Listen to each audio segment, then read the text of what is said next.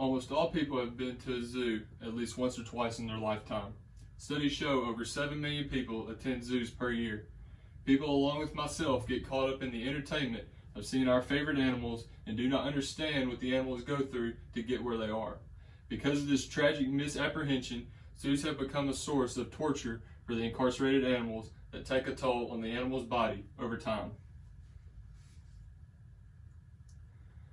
Today I plan to change your viewpoint on zoos by explaining what animals go through while being locked up. My 3 main points that I will be discussing today are limited living spaces for the animals, destructive behavioral changes, and inadequate physical care. My first main point are the animals' limited living spaces. Animals require significant amounts of exercise daily, usually do not get the amount that they need to stay healthy.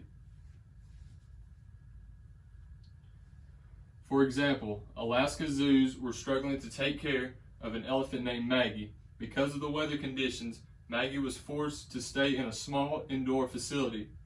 Over time, Maggie's feet started to degrade to the point where she was unable to walk.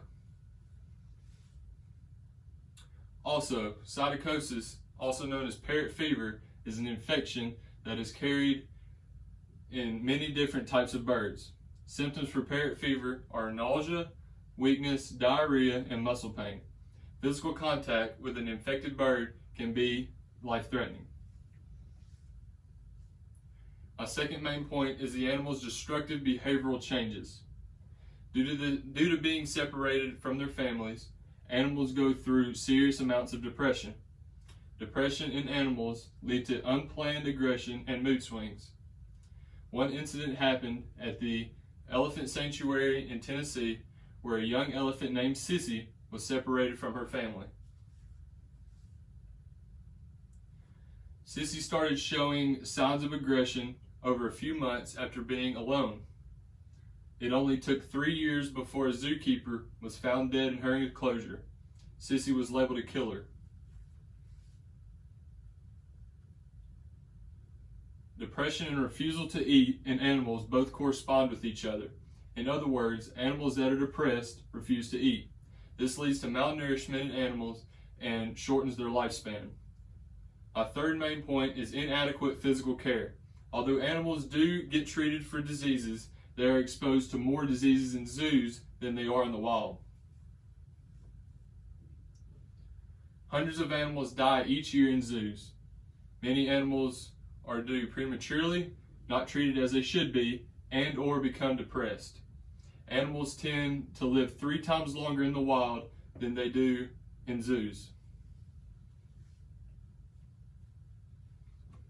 Animals do not have enough space in their cages and are forced into tight, unsanitary areas that they're not used to.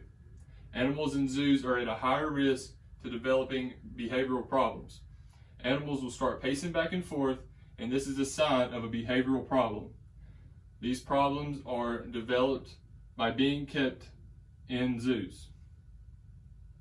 Self-harm is also common in animals that are kept in zoos.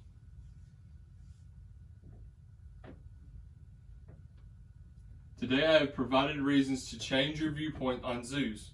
My 3 main points were limited living spaces for animals, their destructive behavioral changes, and inadequate physical care.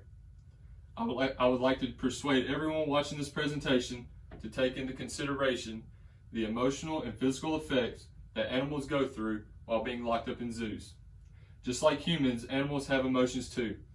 Ask yourself this question: how would you feel if you were locked up in a cage for no apparent reason? Thank you.